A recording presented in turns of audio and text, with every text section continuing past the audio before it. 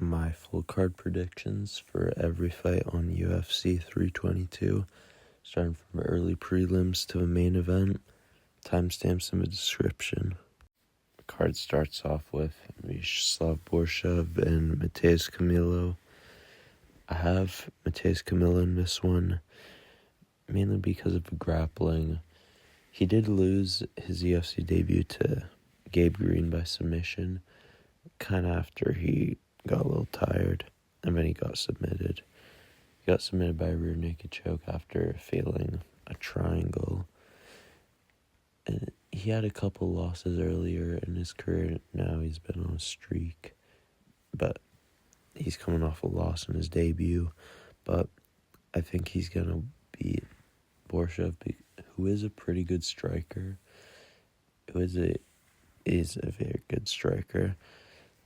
I had that draw with Nazim Sadykhov, but it's just the grappling that's been his weakness, and I think Camilo is going to be able to get the grappling off and probably get a submission win in round 1. Baisangur Susurkaev versus Eric McConico. I have Baisangur Susurkaev on this one. He's something like a minus 1,000 favorite. Crazy odds. But I do think he is going to get this one. McConico can cause some trouble. Had a split decision win over Cody Brundage in his last one, which was a close fight, but I get the decision. So I do think he's going to give a little bit of trouble to Susurkaev, maybe with the experience he has. I believe he's going to be tough in round 1 to tackle, to put away. So I think that in round 2, I think Susurkaev is probably going to put on more pressure, maybe look for grappling, or get a TKO on the feet in round 2. Angela Hill versus Fatima Kline. I'm going to go with Kline on this one. Angela Hill, she's pretty tough for a lot of these strawweight contenders, but I do believe that Fatima Kline, she's very talented, coming off back-to-back TKO wins over Victoria Dudikova and Melissa Martinez. That one was a head kick, I remember that. So I am seeing some decent finishing potential out of her, and I believe that that's going to shine in this fight, and this will be a decision or a finish from Fatima Kline. Pat Sabatini versus Chepe Mariscal. I'm going to go with Chepe Mariscal on this one. Probably a decision win here. He gets a lot of wins by decision, mainly his cardio and the pace he pushes. It is very good for him, and Sabatini, he also is a kind of pressure, pretty control-based wrestler. Looks to stay on top position. Can get some submission wins like Jonathan Pierce, but his last one versus Brito, he mainly just stayed on top of him and got a win from control time. And with Chepe, he can kind of beat up opponents a little bit.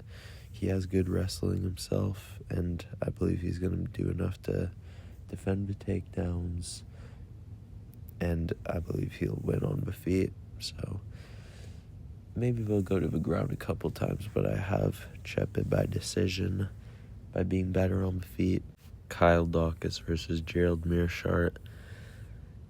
Gerald Meerschaert is a good hype derailer, and he can get a lot of these prospects out of there, but I think he's on a little bit of a decline because he has had 3 losses in a row by submission, decision, and KO.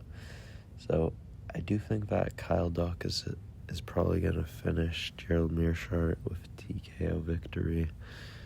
It's sad to see because I like Meerschaert and I want him to win, but I think Daukaus, younger, looking to make a second run in the UFC, and I think he's going to get it done. I think first or second round TKO Kyle Daukaus. Malcolm Wellmaker versus Ethyn Ewing. This one is a little bit unfair because Cody Haddon was supposed to be fighting Wellmaker, but had to pull out due to a foot injury. So, yeah, that's unfortunate. I was looking forward to that fight, but Ethyn Ewing steps in, gets his shot in the UFC.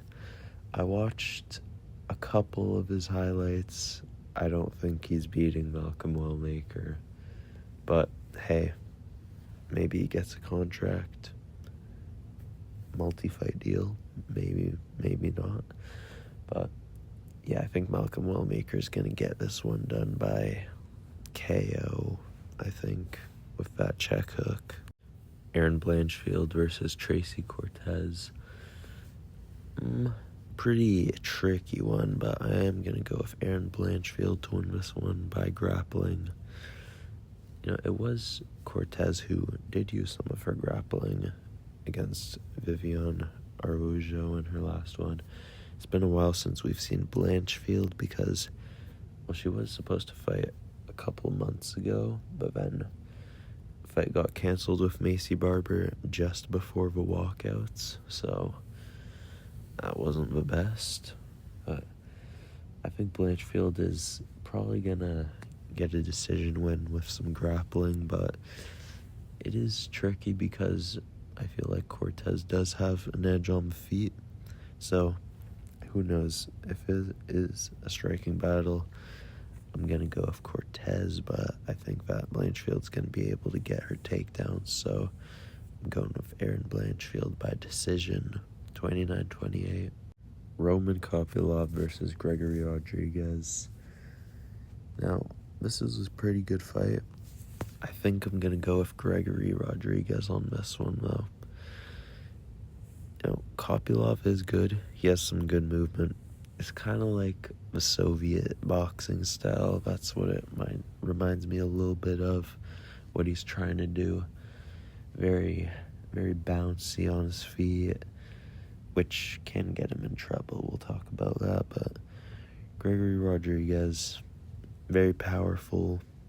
And, you know, Paulo Costa, who did drop Roman Kopylov and was stinging him quite a bit, doesn't have all that much power. And I think that, well, I don't believe that Gregory has the kicks of Paulo Costa, but punching power all day.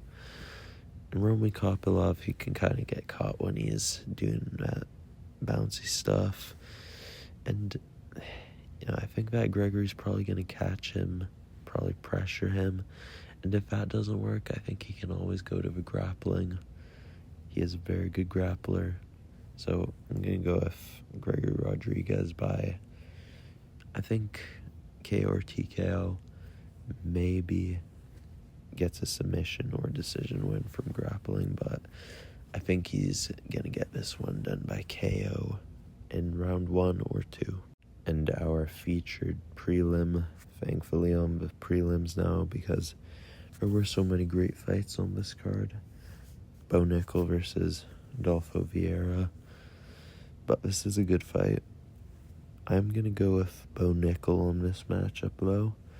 He's coming off a first loss of his career versus Reiner de Ridder, which it was a fraud check. It was a humiliating loss, but it is to Reiner de Ridder, who went on to beat Robert Whittaker, then had a pretty bad performance against Brendan Allen. But, you know, de Ridder's still in the top 10, and I think he's pretty good.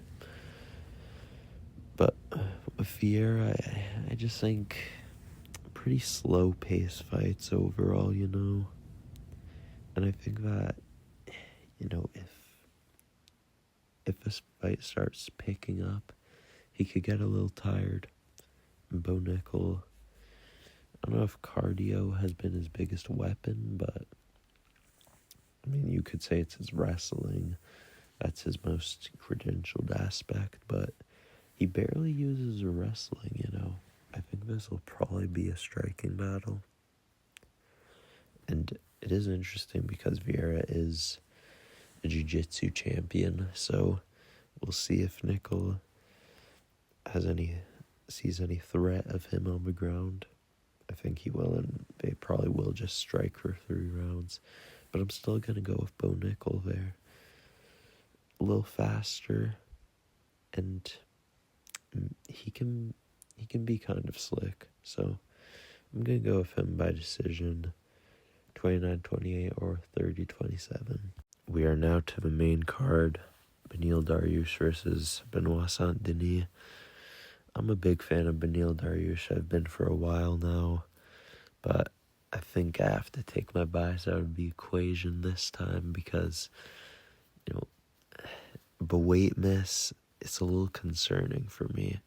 Maybe if an upper-comer does it, it's like, okay, you don't like it, but you could understand. But with these vets who are professionals, maybe it tells me that there's been injury, there's been concerns in the camp, and I'm not sure. I don't really think that's a good look right now, the weight miss. And Benoit coming into his prime, just coming in, 29 years old. And he did have a really good performance over Mauricio Ruffi last time. He also dominated Kyle Prepolek, who fought Drew Dober and looked okay in moments. Pretty good in moments. But I do think this will be a really good fight. It's going to be a war, I think, and I'd say it's definitely going to be a finish. But Benoit maybe has more finishing potential on the feet. And on the ground, I don't know if too much is going to happen. Both are very high-level grapplers. Maybe Beneil could get the better of him on there, but what this comes down to, I think, is probably the clinch of BSD. Elbows are really good, because I watched some of Beneil versus Moicano, and Beneil is really good. The kicks, he's really good with his kicks. He's pretty good with his punches. He does leave his face unprotected sometimes, but I feel like BSD is going to be able to get those elbows off. That's what I think, and probably just damage Beneil in the clinch. But Beneil could do pretty good. I think he can land some good kicks, maybe get the takedowns, maybe land some punches, but I think that this is going to be a 1 or 2 round war, and it's probably going to be a finish from Benoit Saint-Denis, so I'm going to go with that to happen. I think TKO, elbows do the damage, knees, and it's going to be a good fight. Maybe even a fight of the night. Leon Edwards versus Carlos Prates. I'm picking Carlos Prates on this one. I know it's a striker for Leon Edwards in this one, which is a treat, I'm sure, because he did have to go against 2 high-pressure grapplers in Bilal Muhammad and Sean Brady, who dominated that fight with Leon. And it was a pretty bad loss in London. So he's coming in with a striker in this one, Carlos Prates. And, I have heard a lot of people, they've been picking Leon, which I could understand. Maybe you'd think he's sharper on the feet and does enough to get a decision win, but I just think that Prates will more finishing potential, will go forward, not really fearing Edwards too much. And will Leon be able to out-grapple Prates? Maybe he can get some takedowns, but I don't really think he can do too much. I feel like this definitely is going to be a fight that is fought on the feet. And I think that Prates just carries the power, he'll be able to walk forward, pressure Leon, and find that left hand. I think he is going to badly sting Leon Edwards. Not sure if he actually finishes him. I could see a high chance of that happening, but even a decision from Protest, he does have pretty good cardio. He could go 5 rounds. He showed that with Ian Gary. Got a little overzealous and abandoned his game plan there. Also was a switch up from Jeff Neal to Ian Gary, so there's that. But against Jeff Neal, he looked improved.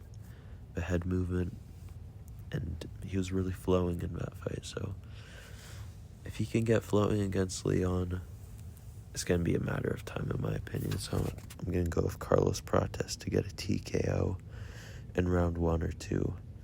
And it will be pretty sad for Leon Edwards. But maybe he could get a decision win. But I think that Protest is probably going to get this one done. Now let's move on to our featured fight. Sean Brady versus Michael Morales. Interesting fight. Very interesting fight, you know. You have Brady, the grappling. That's his bread and butter. He's elite there. Stand up, he's solid. Not the most dangerous among welterweights, but you know, Michael Morales does get a couple TKOs every once in a while. Well, he's actually coming off some TKO wins like Neil Magny and also his last one, Gilbert Burns. Not much resistance there, by the way. But you have Brady, the grappler, and you have Morales, who's really solid on the feet, good distance management, fundamentally very good, and he does have a background in judo, so I guess that is where the interest comes from. Morales, he is able to defend the takedowns, but you know, I don't really think he will be able to. I think Brady is just another level on the ground. The wrestling is really good, and when the fight hits the mat, dude, it's very hard to get Sean Brady off of you, so I could see Sean Brady holding Michael Morales down. Submission, I don't know. I could see it happening. On the feet, Morales probably does do a lot better on the feet in this fight, and maybe he could find a finish over Sean Brady. Maybe. But I feel like he'd probably be picking at Sean Brady on the feet, and then, you know, a few minutes, Sean Brady's in on another takedown. So I do think this fight will be a decision win for Sean Brady. 29-28. Morales does well, and it is a good fight. But you can just see Sean Brady's a little too much for him. But, you know, there is danger with Michael Morales. So, you know, this is definitely a great fight. But I'm going with Sean Brady to get this one done by decision. In a hard-fought, good fight. Our co-main event, Valentina Shevchenko versus Zhang Weili. Well, this is one of our super fights on the card. Talk about the other one soon. But for this one, I gotta go with Zhang Weili on this one to beat Shevchenko. I think that Zhang Weili, I see much more improvement in her. Dominated the fight versus Tatiana Suarez. Got held down for a little bit, but you know, she dominated every moment after that. She made Suarez have like no success, and that was just domination. And she has been dominating these strawweights, so it makes sense for her to move up to flyweight. And Shevchenko, like I said, yeah, Weili, she's more the improving fighter, I think, and Shevchenko maybe a little stagnant, maybe even declining. She's gone to grappling. She is still really good on the feet, though. So, I do look forward to the striking in this fight, but, it might be Shevchenko looking for the takedowns, and I don't really like that too much because I don't think that will lead to a win for her. I believe that Zhang will be able to deal with that. And so I'm going to go with Zhang Weili by some extra points on the board. I think she's going to do better on the feet, maybe even do better on the ground. Going to be able to defend the takedowns and earn a decision win. I think this will be a good one. I think maybe 48-47, but it's going to be a good performance by Zhang Weili to become a 2-division WMMA champion. And we are finally now at the main event, Della Maddalena versus Islam Makhachev for the welterweight title. Islam moving up. But in this fight, I'm going to go with JDM. I have Della Maddalena in this one. And why is because, well, like everybody knows, let's address the elephant in the room. We don't know what's gonna happen with Islam. We don't know how he'll be as a 170-pounder. Will he be faster than everybody else? Will he be more powerful? Is he gonna carry immense strength? Will he translate to 170? I think he will, and he is a proper sized welterweight, about the same size as Sean Brady. And JDM, just what I believe will win him this fight is the differential, the pop, the power, the accuracy, the precision. We say lighter man skill sometimes, but to me in this one, Della Maddalena is the more skilled boxer, probably the more skilled striker all around. And, Islam, he brings a grappling. That's an interesting part. And we'll see what Islam is able to do with Jack on the ground. I think he will be able to take him down. But a submission, I don't know. I mean, I was a little worried for Jack because I did watch back the Beneil fight, and there were a lot of occasions where he could have been front headlocked and gotten put in a Darce choke. Islam's move. But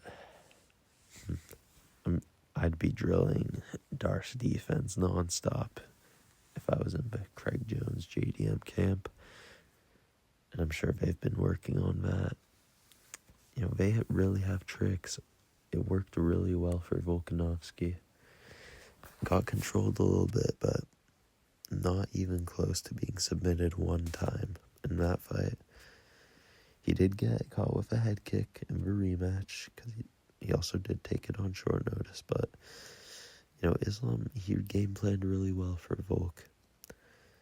And maybe he has a really good game plan for JDM here. Maybe with JDM is sometimes, to defend the takedowns. I said this in the breakdown I made. He will drop his hands to defend takedowns, and maybe Islam catches him then. Whatever it is, a straight left, a high kick, a flying knee, whatever it is, maybe he gets him there. Maybe he's able to knock out JDM. Or maybe he's just faster, and he lands little tapping shots, and he just lands more total strikes, and, it's Islam winning a high-level decision. But I believe that JDM is going to get Islam's respect with the power he has, and Islam can sometimes get reckless, but this time he's going to be more respectful. He's going to be moving on the outside. JDM's throwing his teeps, his leg kicks, his head kicks, And I believe this will be JDM just getting to Islam. I don't think it's going to be a finish. I think it will be a decision. A very high level fight, but a little too much for Islam is what I think on the feet. Just JDM. Too skilled of a boxer, I think, in this one. Gonna be able to hold his own on the ground. I think we'll be able to do good and take down the fence, and it's just going to be the power punches of JDM that sets the two apart, and I think he's going to get this one done by decision, 48-47 or 49-46. If you do want a more stylistic breakdown, then I did make a specific video for that, so go check it out, but that's going to be it for my full card predictions, UFC 322. I look forward to the fights, man. It's a really good card. And I'll see you for a recap when this card is over. So, see you soon. Thanks for watching. Until next time.